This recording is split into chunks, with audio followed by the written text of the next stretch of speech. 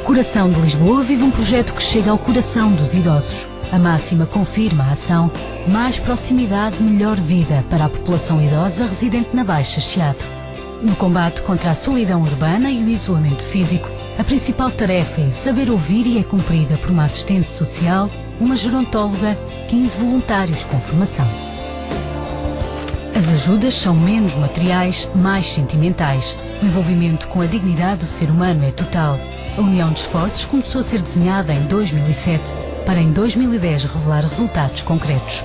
Hoje, o projeto está mais próximo da vida de 72 séniores. Uma cadeia solidária para diminuir a tendência solitária e transformá-la em alegria e esperança. Nasce o dia na cidade que me encanta, na minha velha Lisboa de outra vida, e com um nó de saudade na garganta, escuto um fado que se entoa à despedida. No meio da azáfama da Baixa Lisboeta, por entre o vai-vem de milhares de pessoas e do intenso comércio, são poucos os que levantam os olhos para além das montras. Nos últimos andares, nas águas furtadas, há gente que por aqui foi ficando.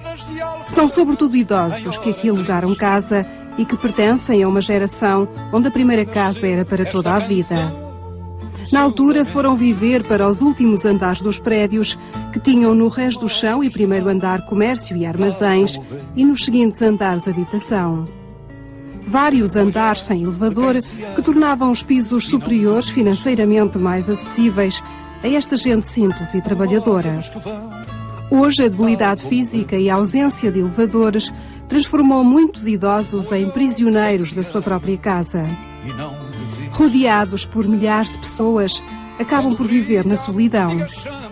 As redes de vizinhança desapareceram porque muitos foram morrendo, os prédios foram-se degradando e as políticas de arrendamento não permitiram a reabilitação urbana e não atraíram novas famílias.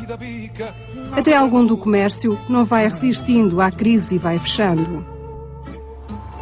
O projeto Mais Proximidade, Melhor Vida nasceu no seio da sociedade civil. A sua mentora é a Maria de Lourdes Pereira Miguel. Engenheira florestal, já foi vice-presidente da Cruz Vermelha. Quando se reformou, integrou a direção do Centro Social e Paroquial de São Nicolau. Os idosos da Baixa Lisboeta eram a sua preocupação. Segundo os censos de 2001, estavam registadas mais de 2.000 pessoas com mais de 65 anos.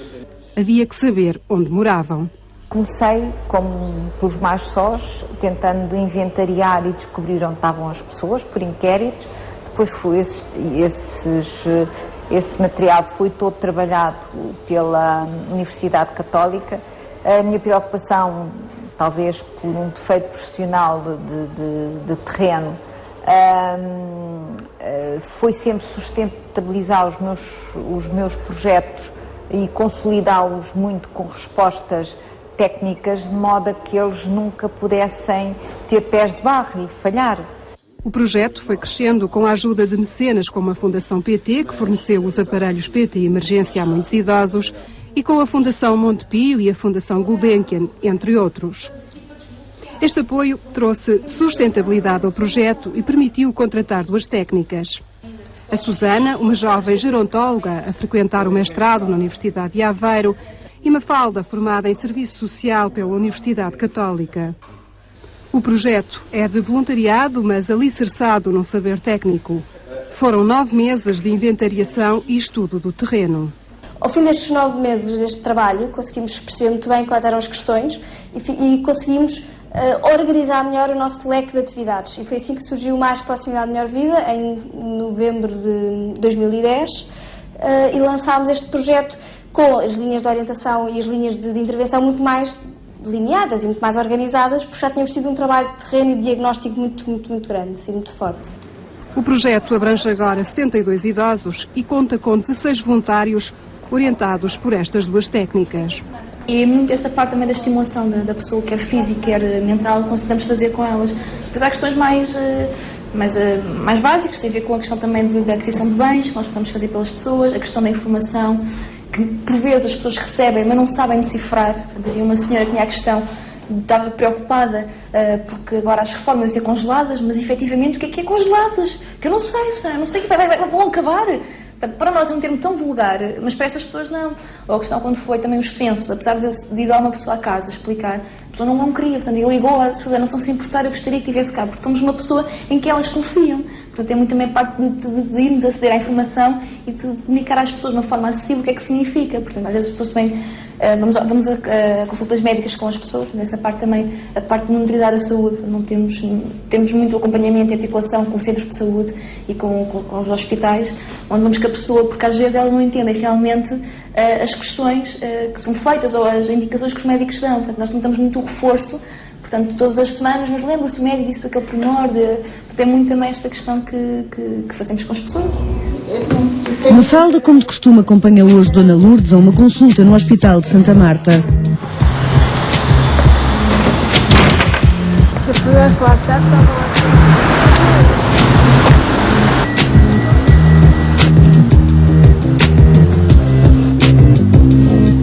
Vinha muita vez sozinha. Não tinha quem viesse comigo, vinha sozinho. Pela dificuldade que a Dona Lourdes tem em ver, e uma companhia e alguém que a guia é sempre diferente. Também perceber qual é o guia que o médico dará.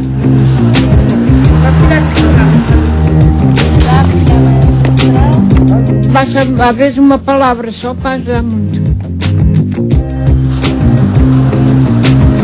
A base do nosso trabalho não se faz sem uma relação de confiança, porque só assim é possível que as pessoas nos abram as suas portas, que as pessoas contem a sua vida e que conseguimos traçar um plano com elas, em que no fundo é de negociar objetivos, dizer como é que estaria daqui a uns meses, como é que gostaria de estar, e dar alguma resposta, nem que seja encaminhar para algumas instituições que podem dar uma resposta que nós não podemos, por exemplo, de apoio domiciliário nós não temos, passa por ir marcar a consulta, passa por ir buscar os fármacos, passa por negociar muitas vezes com outras instituições parceiras que fazem o apoio domiciliário e no fundo complementar este serviço, inserindo voluntários em casa dos idosos, ou temos também uma voluntária que vem semanalmente às nossas instalações fazer os telefonemas à casa das pessoas. Não tem ninguém com quem conversar.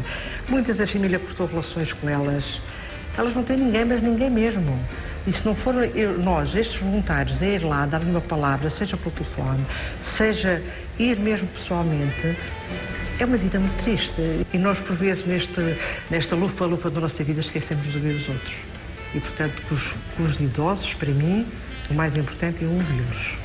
E é isso que eu tento fazer aqui. E que me dá muita, muita riqueza para mim e muita satisfação. Vou com o coração cheio de alegria. É isso que me dá o voluntariado. Eu acho que aqui a nossa mais-valia é por trabalharmos num contexto de proximidade. Nós estamos próximos das pessoas. Mesmo quando a pessoa está bem, razoavelmente bem, ou que consiga realizar as suas atividades de vida diárias, não quer dizer que não se encontre numa situação de solidão. E, portanto, o nosso telefonema, o nosso contacto é importante. Porque quando acontece alguma coisa, haja confiança o suficiente para ligar e dizer: oh, Mafalda, eu preciso muito que me trate disto ou que me trate daquilo. A grande finalidade deste projeto seria cobrir a Baixa Chiado inteira, seria que os nossos idosos não se sentissem sozinhos, que pudessem sair à rua, que houvesse invasores nos prédios e que pelo menos não fossem as escadas, principalmente o fator que limita a socialidade destas pessoas, não é? A Fundação Gulbenkian ofereceu-nos 2 sobe e 10 escadas, que é uma cadeira que tem um motor que permite que seja portátil e que se adequa a cada escada. E neste momento o que estamos a fazer, estamos em fase de treino para poder mexer nessa cadeira com facilidade, para facilitarmos essa deslocação, para de facto que as pessoas no quinto andar consigam descer as escadas com facilidade, nem que seja para ir uma consulta no médico, que é o essencial, que não tenham que pagar 60 euros para que venha uma ambulância fazê-lo. Isso é uma coisa que a incomoda, não ir à rua, ou não? A Rita, atualmente, do nível humano e consciência que estou, que atingi com muita dor e muito sacrifício, com anos de solidão, sem o pretender, tendo sofrido muito por deixar de poder falar, de deixar de poder comunicar, que esse é o horror que condenam os idosos, a falta de comunicação, a falta de falar, a falta de um ouvido. Eu estou muito agradecida a esse isolamento.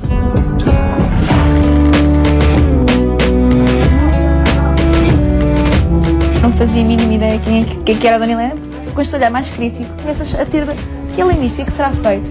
Acho que este olhar mais crítico realmente que aprendi a ter, mais perspicaz com a Dona Helena. São pequenas ajudas que fazem agora grande diferença na vida de quem um dia já foi capaz de tudo. Vocês imaginam que é o Rio Tejo, com águas verdes, transparentes, com golfinhos a nadar ao lado do barco? Aqui veio a canção, vocês sabem lá. Vocês sabem lá.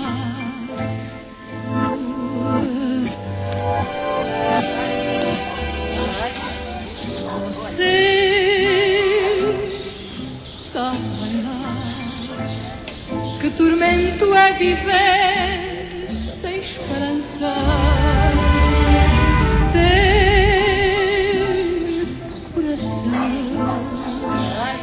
Coração que nem dorme, nem cansa, não é maior dor, nem viver mais cruel que sentir o amargo do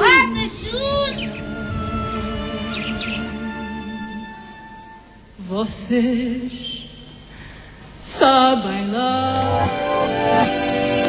Recordam Lisboa antiga, viram nascer a velha ponte e morrer o Estado Novo. Viveram tudo isto. Hoje estão sozinhas numa cidade que as esqueceu. Susana atravessa agora a movimentada Rua Augusta. Dirige-se para a freguesia de São Cristóvão. São Cristóvão, juntamente com São Lourenço, Madalena e São Nicolau, são as freguesias da Baixa onde o projeto está implementado. Nós temos aqui muita ponte entre a casa da pessoa e realmente o mundo exterior, porque também estas pessoas também estão um pouco sozinhas nos prédios, porque realmente eram quadros de comércio, portanto o resto são os comerciantes, depois eram os armazéns, escritórios, realmente isto, a Baixa está completamente degradada nesse aspecto.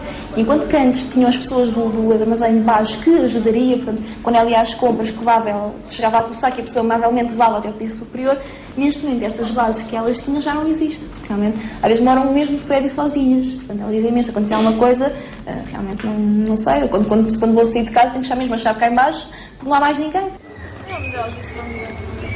À Susana juntam-se os dois voluntários que desde há várias semanas começaram a visitar a Dona Angelina. Dona Angelina? Já está aqui. Um beijinho. Como está? Olá, Dona Angelina. Olá, como está? Está com uma pele diferente. Pôs creme na cara. Boa tarde. Como está? Passou bem? Quando se viesse há bocadinho, via as cerejas lá da A cereja do fundão. O Daniel e a Inês são dois jovens voluntários, ele GNR, ela estudante. Funcionam sempre em dupla para evitar falhas nas visitas. Para um idoso que está há muito tempo sozinho, que pensa que está a semana inteira a pensar naquela hora que vai ter pessoas para conversar e depois, se não vai, fica de uma tristeza enorme. E, portanto, nós temos que ter muito essa preocupação. Temos também, nos voluntários, têm que perceber que isto que é uma obrigação e têm que ter consciência do que estão a fazer no campo e posso lhe dizer que normalmente todos estes jovens, os que querem e que querem ser voluntários, têm uma consciência enorme do papel que têm e levam este trabalho, voluntariado, muito, muito a sério. E, portanto, isso também é uma coisa gratificante para nós. A Dona Angelina vive sozinha, é viúva e sem filhos, mas a sua casa está recheada de memórias da família. Teve um acidente em um dos pés e desde então perdeu quase toda a mobilidade. São pessoas que trabalharam a vida inteira, que deram imenso à sociedade, e portanto foi uma geração de idosos muito comprometida com a vida familiar, com os filhos, com o trabalho. A maioria destas pessoas, a maioria veio do campo para trabalhar para Lisboa e para a cidade e, portanto, a maioria destas pessoas ficou nas águas furtadas, que na altura eram as mais baratas, tinham uma melhor vista, de facto, mas as escadas não ajudavam e, portanto, eram as rendas que podiam pagar. E são pessoas fundamentalmente muito trabalhadoras e muito e muito comprometidas com a vida e com o seu dia-a-dia. Enquanto estive a trabalhar, nunca tive um dia santo nem um dia feriado, porque eu trabalhava num lugar de frutas e hortaliças e criação. Era quando se fazia, nunca fechava, estava sempre aberto, nem nunca tive férias nenhumas. Uma vida dura, não é? Uma vida de pobre, que sempre fui pobre, nasci pobre e hei de morrer pobre.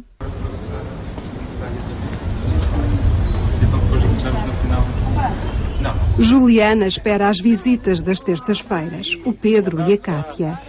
Nos primeiros tempos, são sempre acompanhados por uma das técnicas.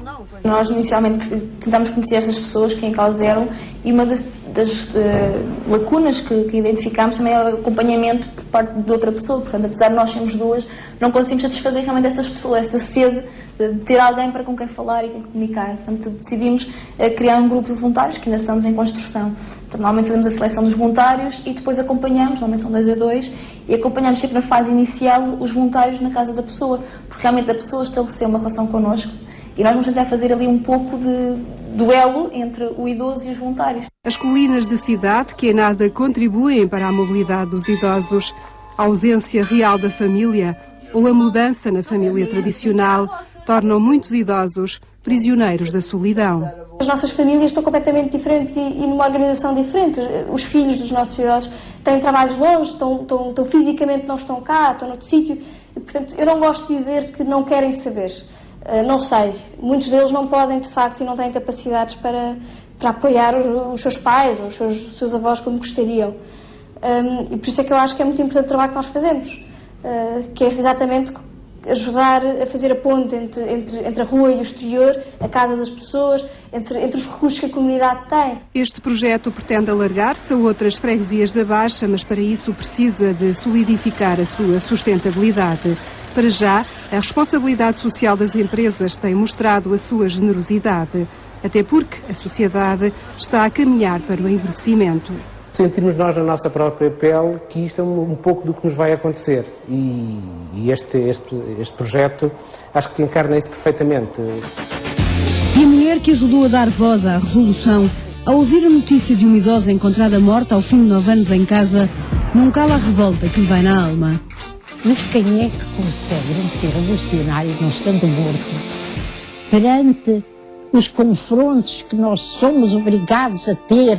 Como, por exemplo, este último 9 anos, uma cidadã de uma capital da tal. Quem é que pode não ser revolucionário? O desespero deles, portanto, confirmar que as dúvidas que eles têm não é da cabeça deles, é uma realidade. Portanto, a questão de eles pensarem que pode acontecer. Portanto, é o comprovar mesmo de, afinal de contas, não estou maluquinha. Isto é uma realidade que pode acontecer. Como é que eu resolvi o problema? Entrei em contacto telefónico com a funerária. Façam o favor, vocês velhos, ou se ouvirem, se tivessem essa angústia, adotem isto. E então eu propunha a eles que todos os dias de manhã eu dava um toque para a funerária deles, 2 ou 3 vezes, e eles já sabem pelo telemóvel, sinal que eu estava viva. E assim estamos há vários anos.